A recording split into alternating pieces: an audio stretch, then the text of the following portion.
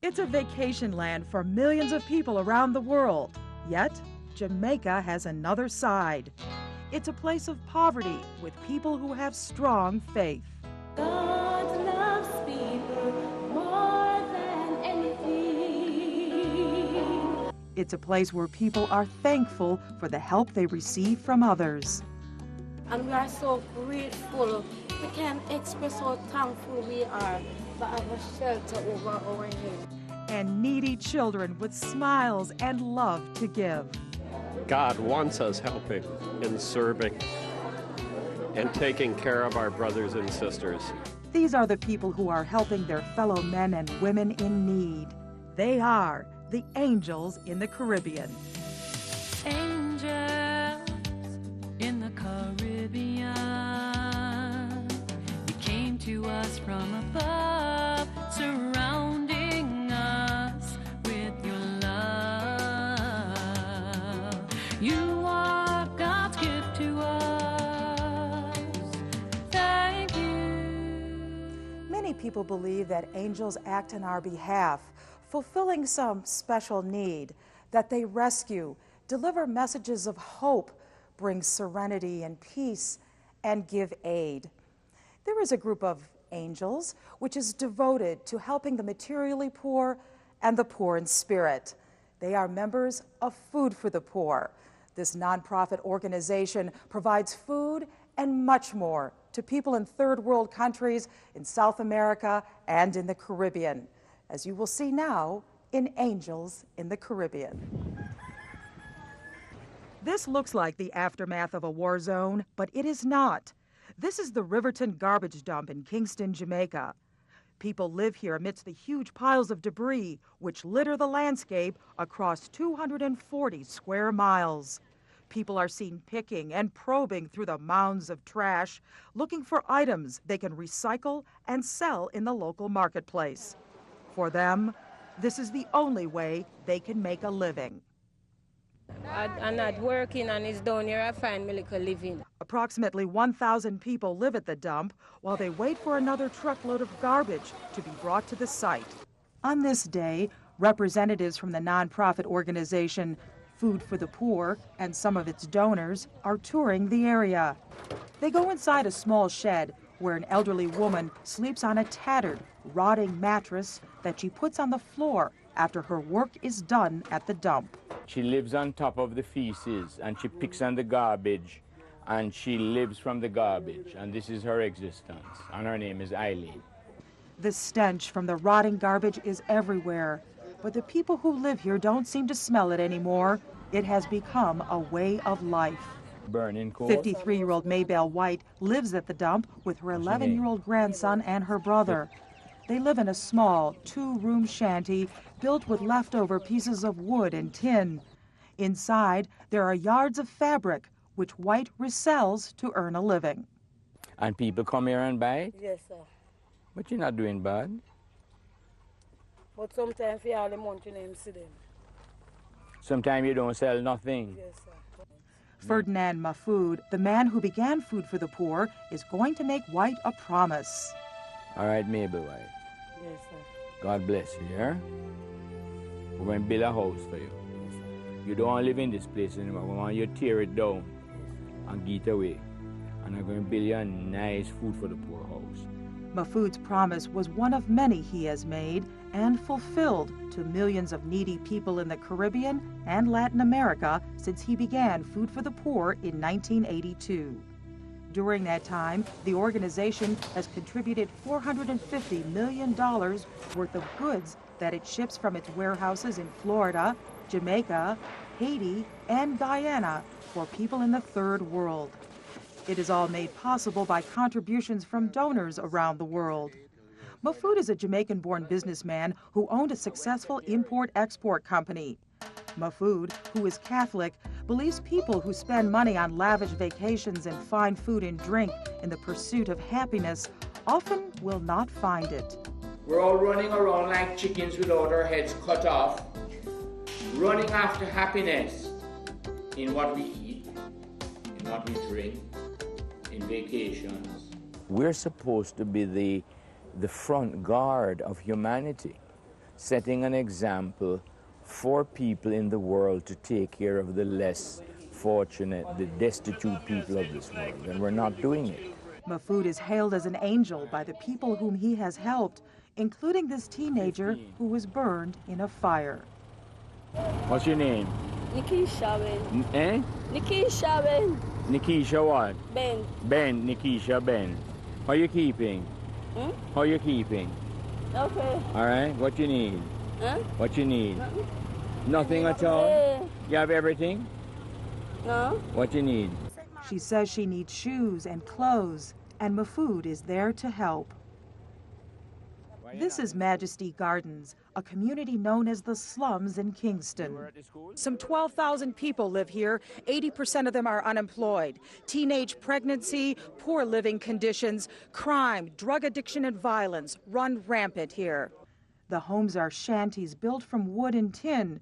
At one time, people used latrines as bathrooms. People bathe and drink water from an 8-foot-tall pipe. The major effort here is to provide some basic hygiene by putting up some bathrooms that can be used by the whole community. Come, Jigsy. Come, Jigsy, come. What you doing? What you doing? Jigsy tells Mahfoud he wants to clear land down this road for farming. We need like some shovels. How many shovels you need? We need some shovels and some rakes. Jigsy will get his rakes and shovels with help from Food for the Poor and its angels. Devin is a recipient of the same spirit of generosity. He sews fabric for furniture he makes by hand to support his wife and 6 children. Food for the Poor provided him with badly needed supplies for his business. His daughter, who had been in a diabetic coma, is receiving insulin from Food for the Poor to stay alive. You buy the insulin and you give it to her father so that her mother can give her the injections. And that is how we help. One at a time, each person, what they need, realizing that it is Christ who is being helped. This is the inside of a small shop owned by Agatha Campbell. She received $300 from Food for the Poor to start her grocery store business in Majesty Gardens. Now, in addition to her being able to support her family, Campbell has become one of the Food for the Poor angels by becoming a regular donor. Every month she gives back something to Food for the Poor, religiously, every month. This is the White Wing community in Kingston. These homes were built as temporary housing following a devastating hurricane that hit the island back in 1951. People still live in the shacks, and until recently, more than 2,000 people had no bathrooms or showers. Then, Father Burchell McPherson, pastor of nearby St. Pius Catholic Church, asked Food for the Poor, and Ferdy, as he is known, for help. After a while, I spoke to Ferdy, and Ferdy came in, and we spoke about the health risk that was facing the community without any bath, shower, without any toilets, nothing. And so we started to build these blocks of toilets for the residents here. Families lock their showers to prevent outsiders from using them. This man is proud of his new shower stall and shows how he has painted the inside. The people are so poor, they have to tap into government electricity with lines that run from home to home. They receive no help from the Jamaican government. It was Father McPherson who saw the homes people were living in and asked Food for the Poor for help. When I came, Miss Lee lived in a little shop down here, right? Yes. Something falling down terrible. And we built this for her. Tell them about your house, Miss Lee. I was so glad for it, and I'm comfortable. So you're comfortable? Yes, praise the Lord. New homes are slowly being built as donations come in, but thousands of people are on waiting lists hoping more angels will donate to the Food for the Poor program. Meanwhile, the need is growing for a bigger school that serves the community. It was a heart-aching scene for most of the people on the pilgrimage as they walked into the Mustard Seed community, a place for children with severe disabilities. These children were abandoned on doorsteps of churches, at hospitals and gas stations when they were born or when their parents discovered they were deformed. Gentlemen, give him a smile. Nice girl! Here, they are in a loving environment with people who care about them. This is our job and we love to do it. It's just working around them and to see the goodness of God and what God wants mankind to know, what He can do and what He can bring out in certain aspects of life. You know, it is God why they're here, and God has provided us to take care of them, and that's the beauty about it. We are taking care of them. I love the job. The mustard seed community began out of necessity 21 years ago in a small home for unwanted children. Many were suffering from hydrocephalus, a condition marked by an accumulation of spinal fluid in the skull, in which the head can burst. Many were suffering from malnutrition when they were brought into mustard seed. It's very heart-wrenching. It's shocking to know that this is reality.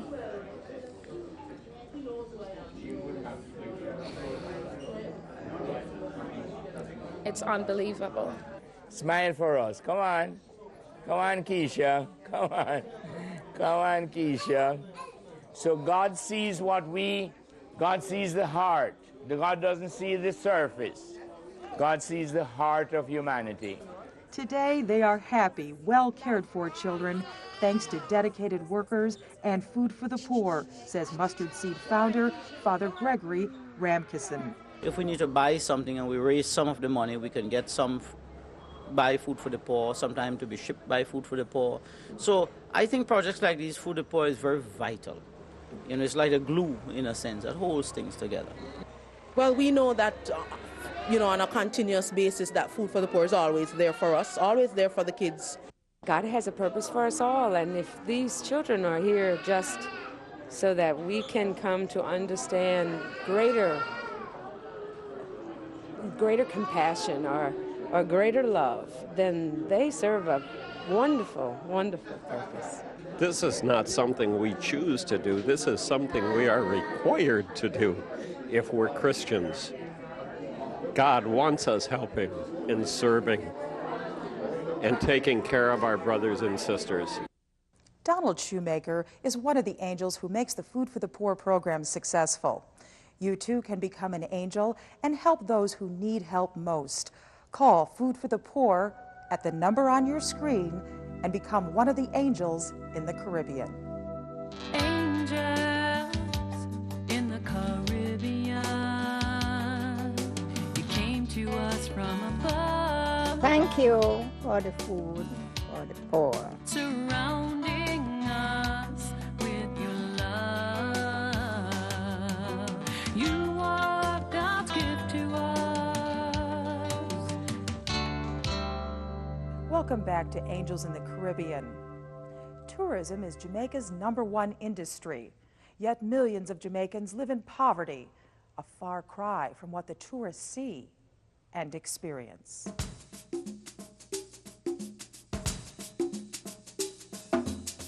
Over 1 million tourists visit Jamaica each year for its pristine, beautiful coastlines, making it the #1 industry in the country. Thousands of Jamaicans are employed in the tourist industry around Montego Bay on the northern coast of the island. But to the south, in the Kingston area, an estimated 2 million people live in poverty. These children don't go to school, and they may never go to school. Their parents can't read, locking families into a cycle of poverty that never ends. Food for the Poor believes education is the key to breaking that cycle. These children are getting a chance to break that cycle by getting into the classroom at a young age. This is St. Andrew's Settlement, located near Majesty Gardens. Sponsored by the Anglican Church and by Food for the Poor, St. Andrew's Settlement gives hope to the people in the area and provides a future for the children in a Christian environment. Bible tells me so. In another part of the complex, there is a medical clinic where many services are offered, including prenatal care. A small woodworking shop provides the unskilled with the trade. Up to 10 men at a time can be trained in this shop. We are thinking that if we can give them a stipend to prevent them from hustling, so to allow them to have some sort of lunch money, bus fare, and a small income, that will keep them focused on the training. Mafu tells Chambers to come up with a project proposal so that the program can get more assistance from Food for the Poor. At the Vocational Training Center at Our Lady of the Angels Catholic Church, it was Food for the Poor which donated sewing machines to get this training program rolling. The students learned how to be tailors, dress designers, drapery, and quilt makers. Dozens of students graduate from the class each semester. Sheena Powell wants to open her own tailor shop after she graduates. She learned of the program after going to Catholic schools and becoming a Catholic. It means very much because I love sewing from a little bit. I tell my mother, so I would like to a dressmaker and sew my own clothes because it's very expensive. The program, as is all of the Food for the Poor projects, is non-sectarian. It does not matter what persuasion, what religious persuasion you are at, or your beliefs. Once there is a need, Food for the Poor finds that needs to supply just where you are as a person, and not as a sectarian person, but as an individual who needs the basic skill to advance themselves in life. Several miles away is a vocational training program called Operation Friendship, which was started by churches to help troubled teens turn their lives around. The tragedy is that a very high percentage of the youngsters in the inner city leave school without acquiring the basic skills of reading and writing. When students graduate, they enter the workforce as tool and die makers, woodworkers specializing in high-quality handmade furniture, and auto body repairmen. Vehicles are brought in which are completely smashed up. For instance, look at this one here behind us. This is a vehicle that was completely smashed up just about everywhere. And they are working on this to put this vehicle back on the road. To repair cars with bent frames, Operation Friendship needed a frame straightener, and they got it within 2 weeks after asking Food for the Poor for help. It pulls the frame, the chassis, and straightens it out when the chassis is bent. At the White Wing community, Father McPherson has been the driving force in getting people to help themselves by learning trades. This man opened a small barber shop in his neighborhood after learning how to cut hair. Food for the Poor has been instrumental in getting supplies and machinery for the woodworking training program. And this man makes cement blocks for construction projects after Food for the Poor gave him the training and materials he needed to become self-sufficient. The vocational training Jamaicans have received has been invaluable to them. Many of those who were once unskilled and uneducated now own and run their own businesses. If you would like to be an angel who supports this important program, call Food for the Poor. Angels in the Caribbean, you came to us from above, surrounding us with your love. You are God's gift to us. There's something special about the Jamaican people. They may be financially poor, but they're rich in spirit, with positive, upbeat attitudes and a firm belief in God.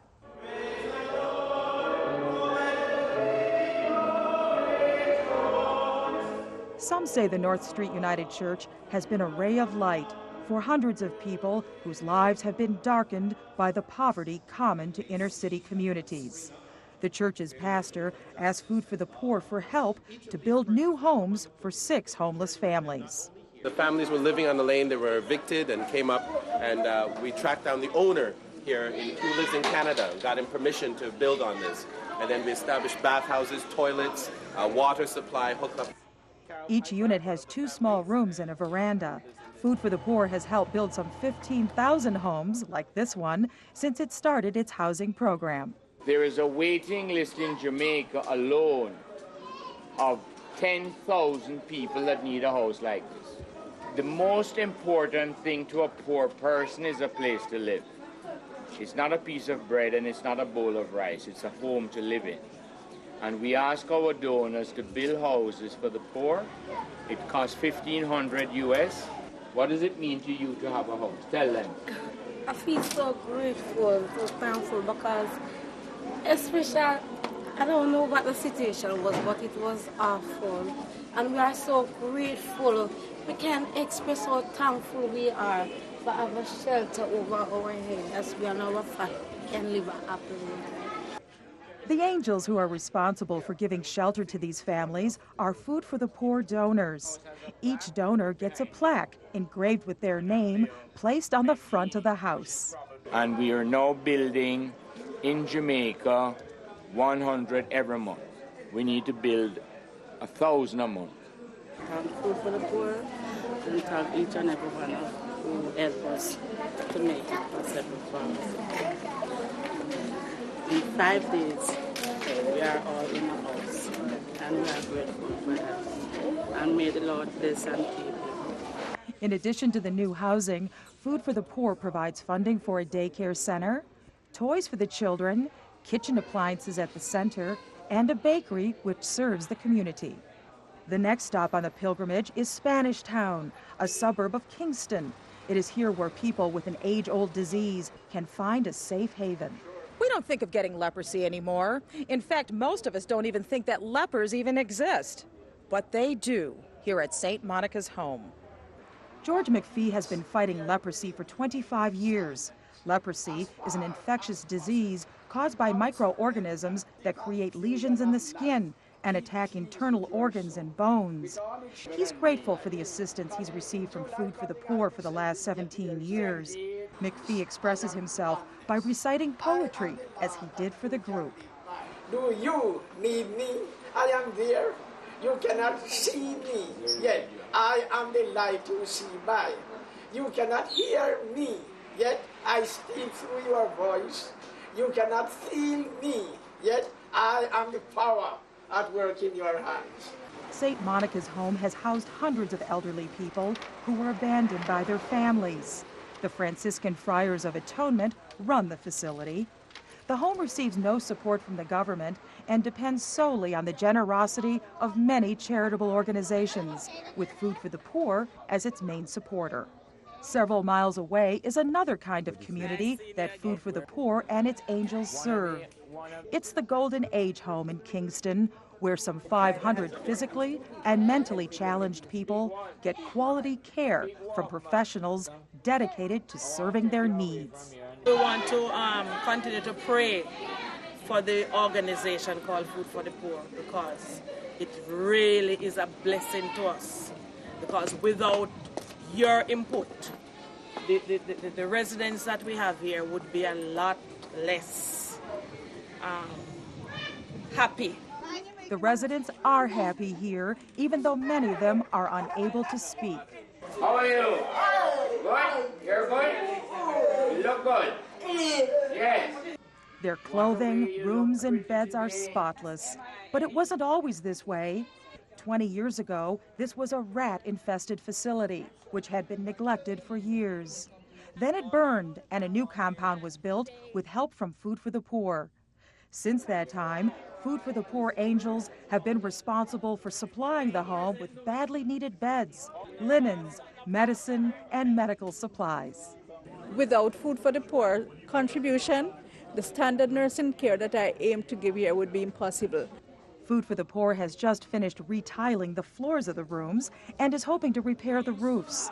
It's donating an ambulance and a bus with a wheelchair lift so residents can go to church each week. The last stop on the pilgrimage is in the streets of downtown Kingston, where homeless people would go hungry if it were not for Food for the Poor. The Jamaicans have no government assistance programs. It's the donations from Food for the Poor angels that pay for the meals provided by the local Salvation Army. Men and women line up at 4 locations twice daily, where the Salvation Army bus will stop with nutritious meals of rice and beans. Roughly 600 people line up each day for the free food, and the Salvation Army needs more money to serve hundreds more homeless people. The goal is to feed 1,000 people daily. There is a demand, and you'll take notice when you go, you will see for yourself. There is a demand, and the demand is greater than the supply. Major Craig attributes the need to the deportation of Jamaicans from the U.S. The deported are coming home to Jamaica with nowhere to live and nothing to eat. The people on the pilgrimage were able to find out what it's like to help the homeless firsthand.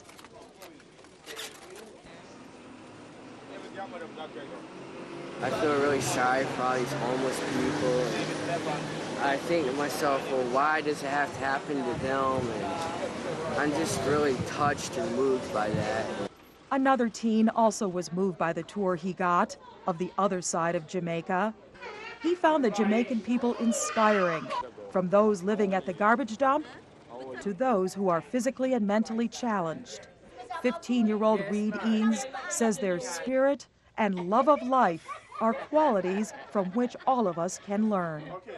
The joy that you see in the children here and even some of the adults here is unlike anything that you would ever see in the States. And it just makes me feel good inside knowing that we're helping these people. From food to badly needed housing to vocational training and medical assistance, Food for the Poor is there to help thousands of people in need. These angels in the Caribbean are giving people the opportunity to turn their lives around. Food for the Poor is asking you to become an angel of charity and share in the joy of bringing aid, comfort, and hope to others. Just call Food for the Poor. The personal rewards and thanks you will receive are many. Angels in the Caribbean, you came to us from above, surrounding us with your love. Your caring friends who guide us with your thoughts and deeds, helping us with our needs.